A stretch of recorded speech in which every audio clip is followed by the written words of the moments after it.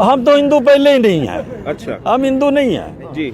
ना, ना जन्म से हिंदू नहीं हम, ना हम देश में हिंदू हैं और ना जन्म से हिंदू हैं। सिख हिंदू होता ही नहीं है, पहली बात तो ये है।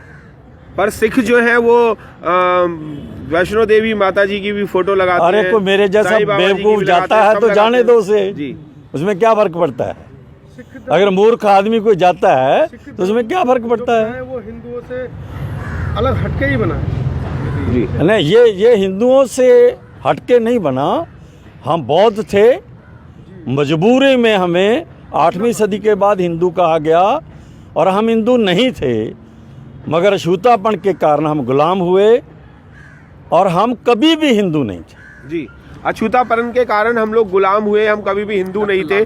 कि अगर संविधान अगर खत्म हो गया तो आपका क्या हाल होगा, क्योंकि मनुस्मृति में तो किसी भी स्त्री को सम्मान नहीं दिया गया।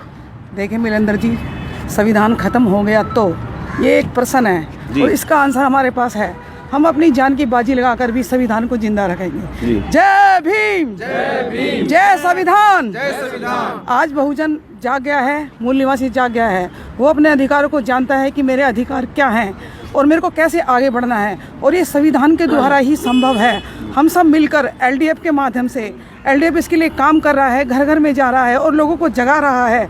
वो लोगों में एक मुहिम छेड़ चुका है कि संविधान को जिंदा रखना है। बाबा साहब ने कहा था कि अगर संविधान जिंदा रहेगा तो ही मैं जिंदा रहूंगा, और हम बाबा साहब को कभी मरने नहीं देंगे। बाबा साहब अमर हैं, अमर रहेंगे। जय संविधान, जय भारत। ये बात साथ एक महिला और है, मैं उनसे भी जानना चाहूंगा कि अगर संविधान नहीं होता तो क्या आपको ये सोने के बैंगल्स और चश्मा लगाना और ये इतने अच्छे कपड़े पहनने को प्राप्त हो पाते? बिल्कुल नहीं होता, क्योंकि संविधान में, मतलब कम शब्दों में एक बात कहना चाहती हूँ कि संविधान उस व्यवस्था परिवर्तन का नाम है कि जहाँ पर सिर्फ एक पर्टिकुलर वर्ग नहीं, समाज के किसी भी वर्ग को, ऐसा कोई भी वर्ग जिसके अधिकारों का, कर्तव्यों का कोई छीनता है तो आप उसके थ्रू मदद कर सकते हैं उसकी।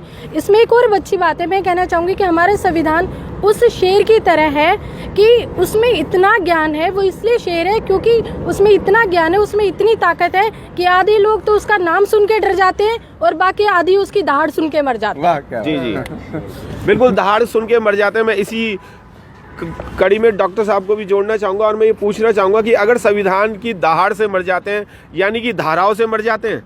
साथियों, विषय ये है, आज देश के अंदर एक बहुत बड़ा हमारे सामने खतरा पैदा हो गया है और इस देश के अंदर हमारे सामने एक इतनी बड़ी चुनौती आज है जिसके लिए हमें हर हाल में ये दहाड़ लगानी पड़ेगी। ये दहाड़ हमें अंदर से, हमारी ताकत जो है हमारे अंदर, जो आज बाबा साहब को लेकर संविधान को जिंदा करने के लिए जो शेर की गर्जना है वो आज हमें दिखानी पड़ेगी, क्योंकि आज हमारा अस्तित्व खतरे में है, आज मूल निवासी बहुजन समाज खतरे में है, आज हमारे मिशन के क्रांतिकारी हमारे महापुरुष खतरे में है और आने वाली जनरेशन खतरे में है। इसलिए अगर आज हमने ये गर्जना या दहाड़ नहीं चलाई तो भारतीय संविधान की सारी के सारी धाराएं या भारतीय संविधान का मूल्य या उद्देश्य खत्म हो जाएगा। इसलिए हमने ठाना है, इस एलडीएफ की टीम ने, एडवोकेट गीता रानी राष्ट्रीय अध्यक्ष हैं, अरुणा कबीर हमारे इसके राष्ट्रीय उपाध्यक्ष हैं और हम संयोजक हैं। इसने, इस पूरी टीम ने, पूरी टीम जो यहाँ पे हमारे साथ है, हमने ये एक प्रण लिया है कि संविधान को इस देश के अंदर जिंदा नहीं, लागू कराने के लिए, सुरक्षित रखने के लिए किसी भी हद तक इस देश के अंदर चले जाएंगे, लेकिन भारतीय संविधान के साथ में छेड़छाड़ नहीं करने देंगे और भारतीय संविधान को लागू करा कर रहेंगे। ये हमारा ऐलान है और ये हमारी चुनौती है। जी।